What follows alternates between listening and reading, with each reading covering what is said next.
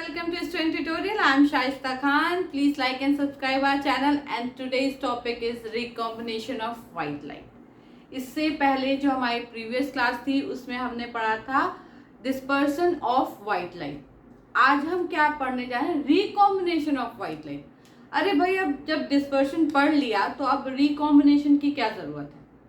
तो ज़रूरत ऐसी है कि जैसे कि क्या होता है जब कोई भी कोई एक्सपेरिमेंट करता है, ठीक है, तो क्या होता है कि एक बार किसी चीज़ का एक्सपेरिमेंट किया और उसमें उसने कुछ कंक्लूड कर लिया कि हाँ भाई, कुछ कंक्लूजन निकाल लिया कि नहीं ये ऐसे, मतलब उन्होंने न्यूटन जी ने क्या किया कि जो वाइट लाइट को उन्होंने प्रिज्म पे डाला तो प्रिज्म ने उसको स्प्लिट किया 7 कलर्स में, ठीक है. तो उन्होंने ये सोच लिया, ये मान लिया कि जो है वाइट लाइट जो है वो 7 कलर से मिलकर बनी हुई है, ठीक है. ये बात तो हो गई.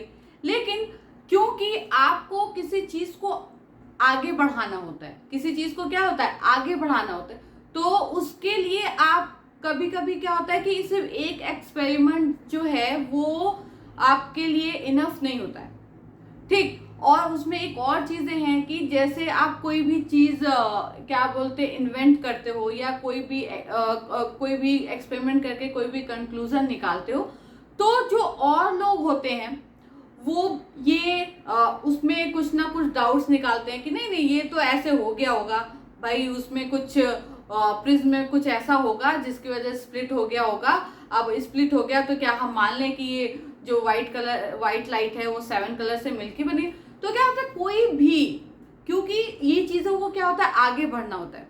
अगर वहाँ पे वो न्यूटन जो है साइंटिस्ट वो इतना श्योर नहीं हुए होते, अगर वो वहाँ पे श्योर नहीं हुए होते तो क्या वो इस चीज़ को आगे बढ़ा पाते?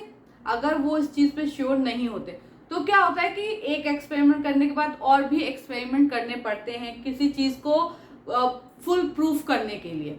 किसी भी जो रिजल्ट होता है उसको फुल प्रूफ करने के लिए कि नहीं जो मैं बोल रहा हूँ या जो मैंने स्टेटमेंट दिया है वो सही है, उसके लिए मान लें कि एक सबूत नहीं और भी सबूतों की ज़रूरत है, ठीक है. तो उन्होंने क्या किया, फिर एक एक्सपेरिमेंट किया, फिर से ये देखने के लिए कि क्या ये मेरा वहम तो नहीं है, क्या ऐसा तो नहीं कि ये सिर्फ मुझे ऐसा लग रहा है या मैंने सिर्फ एक एक्सपेरिमेंट करके ये बोल दिया. तो उन्होंने क्या किया कि और लोगों को भी सेटिस्फाई करने के लिए और खुद को भी सही प्रूफ करने के लिए उन्होंने एक और एक्सपेरिमेंट किया. अब एक और एक्सपेरिमेंट पे इन्होंने क्या किया, इन्होंने किया कि इन्होंने जैसे कि एक प्रिज्म उन्होंने रखा था सीधा, उन्होंने रख दिया वो प्रिज्म सीधा, ठीक. उसके बाद उन्होंने क्या किया, उन्होंने ठीक उसके बगल में क्लोजली, उसके क्लोज में ही उन्होंने एक प्रिज्म को क्या किया, उल्टा रख दिया, यानी एक इरेक्ट पोजीशन में रखा और एक इन्वर्टेड पोजीशन में रखा, ठीक है. अब क्या हुआ, जब लाइट फर्स्ट वाले प्रिज्म में, अब मान लीजिए कि ये क्या है, फर्स्ट है और ये क्या है, सेकेंड, ठीक है. तो जब लाइट जो है फर्स्ट वाले प्रिज्म के सरफेस पे पड़ी तो ये क्या हुई, रिफ्रैक्ट हुई, ये स्प्लिट हुई और ये 7 कलर्स में क्या हुई, बाहर निकली, ठीक है. अब ये 7 कलर्स में बाहर निकली और बाहर निकलते ही इसको एक और प्रिज्म मिल गया, जो कि क्या था, उल्टा बैठा हुआ था. अब उल्टा बैठा हुआ था तो फिर वो लाइट्स जो है वो क्या हुई, वो उस प्रिज्म के अंदर गई, उसके अंदर उस प्रिज्म पे इंसिडेंट हुई, उसके एक सरफेस पे इंसिडेंट हुई. जब उसके सरफेस पे वो इंसिडेंट हुई तो फिर से ये क्या हुई, रिफ्रैक्ट हुई. लेकिन जब इसके बाद इस जो इन्वर्टेड पोजीशन में जो हमारा प्रिज्म था उसके बाद जब लाइट निकली तो वो बहुत ही एक तो अलग ही उसका वो था कि व्हाइट लाइट हमने इधर से भेजी और व्हाइट लाइट उधर से भी निकली. इसका मतलब ये कि जो लाइट सेकेंड प्रिज्म में ट्रेवल करी वो रिफ्रैक्शन के बाद क्या हुई, रिकॉम्बिनेट हो गई। क्या हुई, रिकॉम्बिनेट हो गई, मतलब वो फिर से मिलके उन्होंने क्या किया, एक व्हाइट लाइट को बनवा दिया। यानी कि जो पहले प्रिज्म में जो रिफ्रैक्शन या जो भी हो रहा था, जो भी फिनोमिना हो रहा था, वो दूसरे प्रिज्म में उसका उल्टा हो रहा था। ठीक, दूसरे प्रिज्म में क्या हो रहा था, उसका उल्टा हो रहा था। मतलब यहाँ पे क्या हुई, रिफ्रैक्ट होके वो स्प्लिट हुई अपने 7 कलर्स में, और दूसरे प्रिज्म में जैसे ही वो उल्टी जो इन्वर्टेड प्रिज्म थी उसमें जैसे ही उसने क्या किया, लाइट ने इंसिडेंट हुआ और आफ्टर रिफ्रैक्शन जब वो बाहर निकला तो वो क्या हुई, रिकॉम्बिनेट हो गई। रिकॉम्बिनेट हो गई और फिर से बाहर जो हमें मिली इन्वर्टेड प्रिज्म, यानी सेकेंड प्रिज्म के बाहर जो हमें लाइट मिली वो कैसी मिली, व्हाइट लाइट मिली। अब जब ऐसा हुआ उसके बाद जो साइंटिस्ट न्यूटन थे वो बिल्कुल ही कंफर्म हो गए इस बात से कि कोई भी चीज एक बार इत्तेफाक से होती है, लेकिन अगर वो बार बार हो तो इत्तेफाक नहीं, इट मीन्स कि ये रियलिटी है। अगर ये लाइट जो है, क्या बोलते हैं, वाइट कलर जो है वो 7 कलर्स की लाइट से नहीं बना होता तो यहाँ पे ये व्हाइट कलर की लाइट नहीं निकलती। अगर ये लाइट रिकॉम्बिनेट होके वो दूसरा कलर बनाती, इसका मतलब था कि व्हाइट लाइट जो है वो 7 कलर से नहीं बनी, लेकिन ये रिकम्बाइन होके क्या हुई, व्हाइट लाइट ही इसने बाहर निकाला। इसका ये कंक्लूजन निकला कि जो व्हाइट लाइट है वो एक्चुअली 7 कलर से मिलके बनी हुई है, क्योंकि वो स्प्लिट भी हो रही है 7 कलर्स में, और उन्हीं 7 कलर्स को अगर रिकम्बाइन भी किया जा रहा है तब भी वो व्हाइट लाइट ही बना रही है।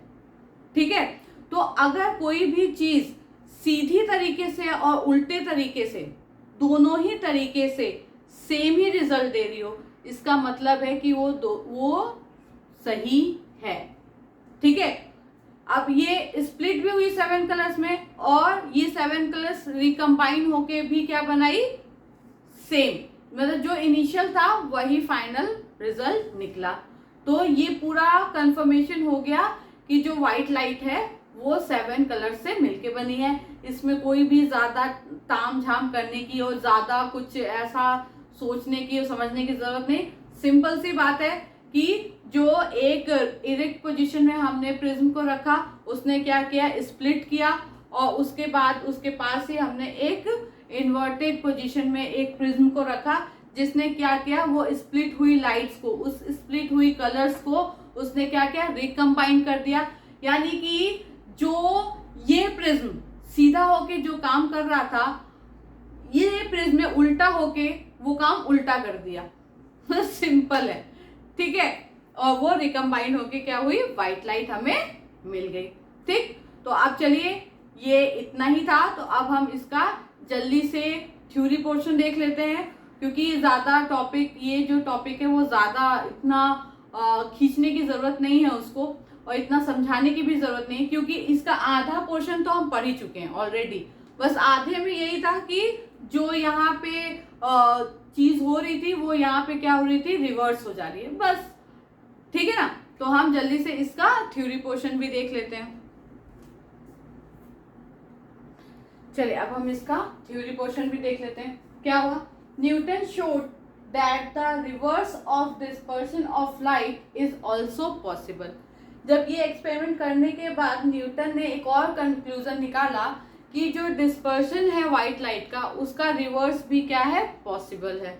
ठीक है, फिर क्या था, two prism kept close to each other, one is placed on its base QR, एक जो था वो अपने बेस QR पे रखा गया, and another similar prism is placed alongside it in the inverted position, और उसके साथ एक दूसरा प्रिज्म रखा गया जो कि इन्वर्टेड पोजीशन में था।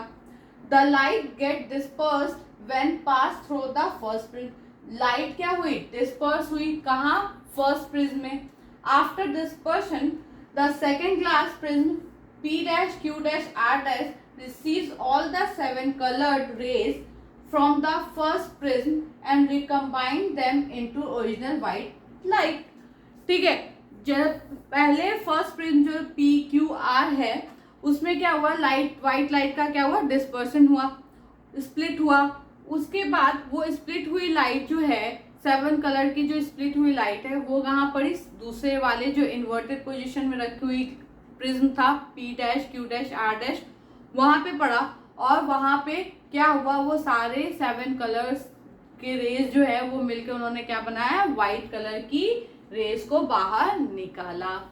ठीक है, तो इससे न्यूटन ने ये कंक्लूजन निकाला कि जो डिस्पर्शन है व्हाइट लाइट का, उसका जो रिवर्स है वो भी पॉसिबल है। ठीक है, तो ये जो था वो था रिकॉम्बिनेशन ऑफ व्हाइट लाइट।